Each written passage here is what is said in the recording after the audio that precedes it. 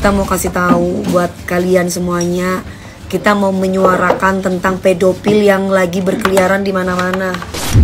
Hati-hati.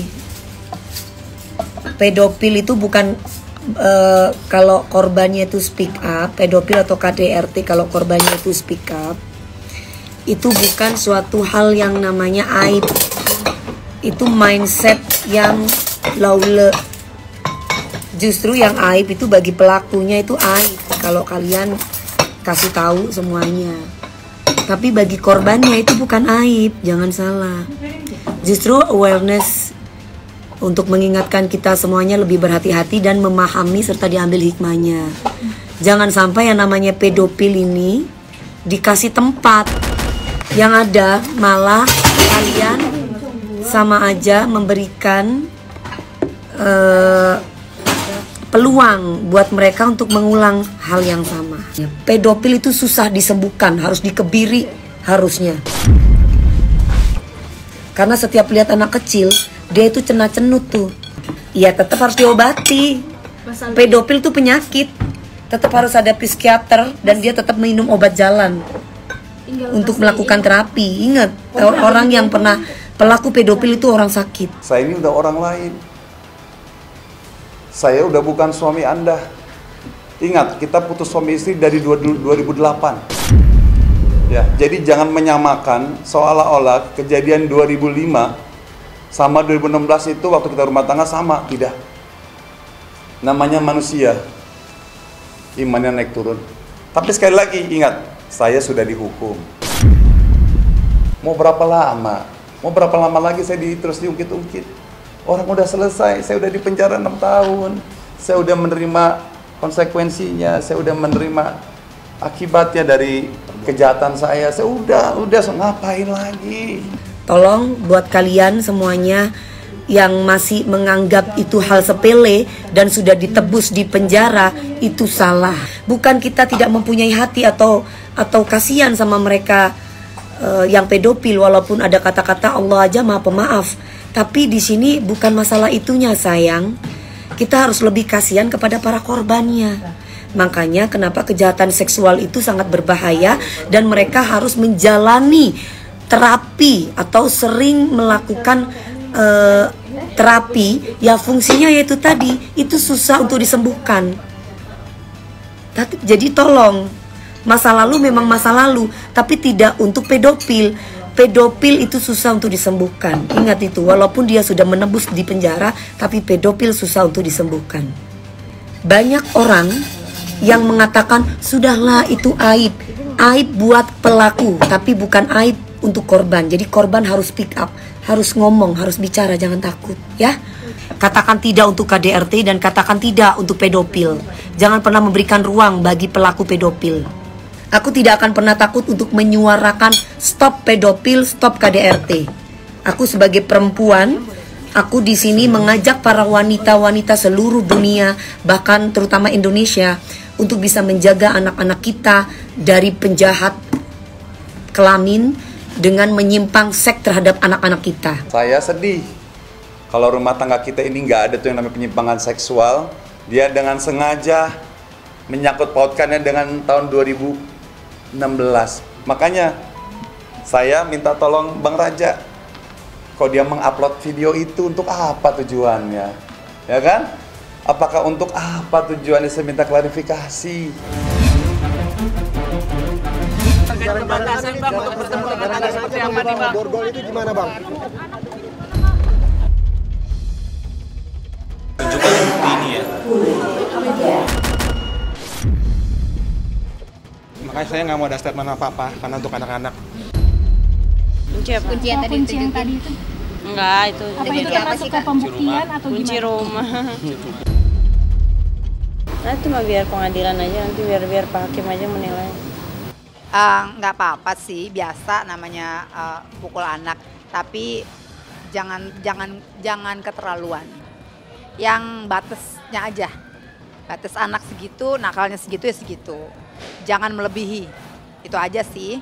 Pernah lah beberapa kali kita ada argumen, ada. Saya mendidik anak saya, ini anak saya ya. Saya dulu Kamu tahu nggak panah-panahan yang dari Papua? Kena pukul juga. Yang segini. Kena pukul juga. Yang segini. Menurut Alkitab, saya orang Kristen. Menurut Alkitab, boleh memukul pakai rotan. Rotannya juga rotan kecil. Karena tidak menginginkan nyawa, tetap libas mungkin pedes. Oke, paham? Kita libas gini kakinya pak. Segitu aja saya mukul anak saya pakai rotan. Ini dendamnya separuh mati. Mami sih dulu aku waktu kecil rotan itu panah-panahan yang dari itu disiapin, dibeli sengaja dari sana buat mukul kita berdua. Iya. Karena Alkitab katakan pukul anakmu dengan rotan. Libas pakai rotan. Rotannya juga bukan rotan yang segini, bukan yang sekecil. Tak tahu panah-panahan yang main-mainan anak-anak kan? Nah, itu selalu diumpetin mereka supaya kalau mereka nakal nggak selalu saya sabut pakai gituan. Saya nggak pernah matain tangan anak saya, nggak kayak yang di sono. Situ nggak salah ngomong saya cara mendidik anak. Katanya kakak punya dendam sama mami, katanya punya akar pahit.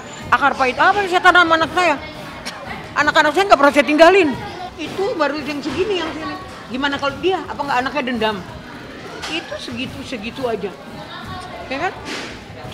Cuman rotan kecil. Segala bentuk kekerasan dalam bentuk fisik, secara verbal maupun secara bentakan, teriakan, pukulan tentunya tidak dapat dibenarkan ya.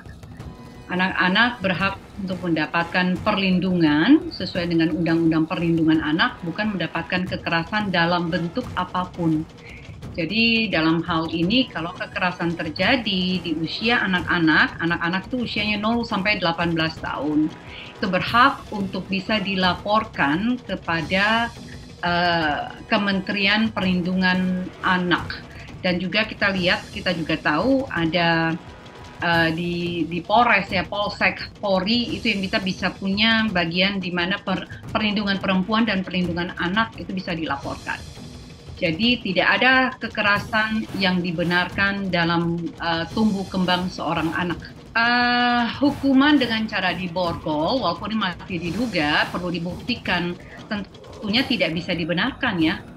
Hukuman dengan cara kekerasan secara fisik, apalagi dengan cara borgol seperti ini, mungkin kalau dianggap sebagai permainan, main-main, tetapi di dalam dunia anak ini bukan dunia bermain-main, apalagi kalau diberikan bukan dalam konteks manipulative play atau imaginative play. Karena ada beberapa jenis permainan soliter, paralel, imajinatif. Kalau sedang dalam konteks bermain imajinatif, dalam arti ada mungkin yang menjadi penjahat, ada yang menjadi polisi, ada lalu menjadi petugas lainnya, lalu diborgol.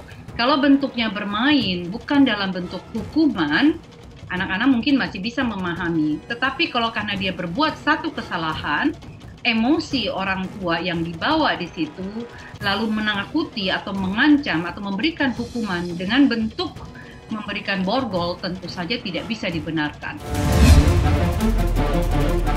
Ini urusan aku sendiri sih sebenarnya. Yang menghadap tuh aku sendiri kok. Yang tanggung jawab juga aku sendiri. Aku kadang bingung deh, kenapa aku dibilangnya mempermainkan agama ya? Padahal aku masih di agamaku. Dan aku malah banyak banget yang dari lahir ada yang gak berjilbab kok. Terus kalau untuk kesalahan yang nanggung aku sendiri kok, bukan kalian. Kalau buat saya no comment. Itu kuncinya di Natalia sendiri jawabannya, bukan di kita sebagai orang tua, sebagai nenek ya. Saya nggak komentar apa-apa. Kalau menurut dia baik ya kita oke, ya kan? Itu yang terbaik buat dia. Dia kan bisa menilai sendiri lah. Saya nggak bisa ngorek dia. Itu kan semua Natalia orang yang banyak tertutup ya. Dan kita juga nggak mau ganggu lah. Itu privasi dia, ya kan? dia kan bukan anak-anak lagi kan ya, bisa pilih mana yang terbaik, mana yang ini kan gitu kan. Dan dia itu kan single fighter dari dulu, apa yang kira-kira dia menjadi satu pilihan yang terbaik ya dia lakukan. Kalau enggak ya udah nggak pernah pusing orangnya. Ya kan ya selama ini apa yang yang dihadapi mungkin itu juga kita nggak tahu. Tapi kembali lagi dia lepas hijab itu dia nggak pernah tanya, ya dia buka sendiri itu. Dan kita juga nggak pernah ngelarang kok. Enggak, kita keluarga nggak pernah ada komentar apa-apa kok. Dia pakai hijab kita senang, dia buka pun sama aja lah. Kalau menurut aku adanya pro kontra itu suatu hal yang wajar, apalagi permasalahan ini ya. Pasti bakal banyak, ada yang pro, ada yang kontra, pasti. Ya kalau menurut aku sih ya dilihat aja, tapi gini loh, sekarang orang juga mau mengeluarkan pendapat kan juga tidak salah, ya kan? Netizen mau ngomong apa juga nggak salah loh, itu asumsi netizen sendiri, ya kan? Tapi kan yang tahu permasalahan kan hanya Natalie. Jadi kalau menurut saya kita hargai aja. Tapi saya rasa sih nggak segampang permasalahan yang mungkin dihadapi ya. Jadi mungkin memang ini keputusan dia yang terbaik. Walaupun banyak yang menyesalkan, termasuk saya, tapi kan dia yang sendiri yang menjalani kehidupan. Kadang tuh kita nggak bisa menjudge seseorang atau bilang wah ini nggak benar, itu ini nggak benar. Cuma kan kita tidak mengalami cobaan itu. Gitu. Nggak semudah itu kita berbicara bisa kok dia kayak gini, nggak ya kan, yang ngadepin permasalahan kan dia sendiri. Untuk Natalia, kita sebagai orang tua hanya mengharapkan yang terbaik lah, ya kan?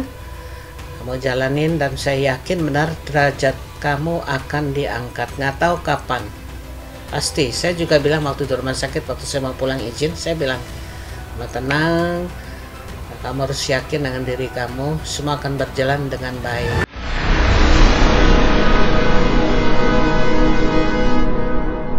Jadi jangan lupa untuk subscribe Cumi Cumi. Ditekan ya tombol lonceng merahnya.